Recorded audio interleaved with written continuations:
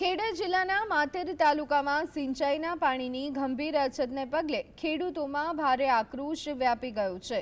લીંબાસી, માલાવાડા, ખરેંટી, સાયલા, પરિયેજ અને વલોતરી સહિતના 10થી વધુ ગામોમાં કેનાલના છેવાડા સુધી પાણી ન પહોંચતા મોંઘા ભાવનો ઊભો પાક બળી જવાની ભીતિ તે સેવાઈ રહી છે।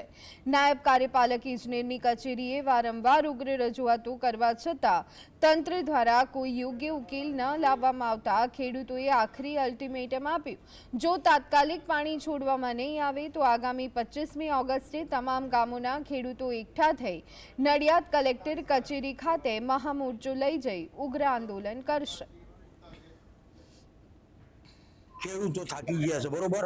બબે વાર રોપ્યું તોય કોઈ નામ પાણી અત્યારે છે નહીં બરોબર। સરકાર હામું જોતી નહીં બરોબર। આ બધું કર્યું પણ બિચારા ખેડૂત શું કરે?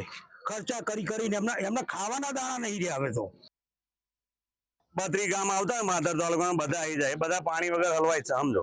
સરકારને એટલું જ કહેવું છે કે ભાઈ તમે ગમે ત્યારે વોટ માંગવા આવી જાવ છો પણ તમારાથી આ પાણી આપવા વખતે ખેડૂતોને તમે આમ નહીં આમ પકડાવો છો અને પછી વોટ માંગવા આવી જાવ છો ફટાફટ બધા।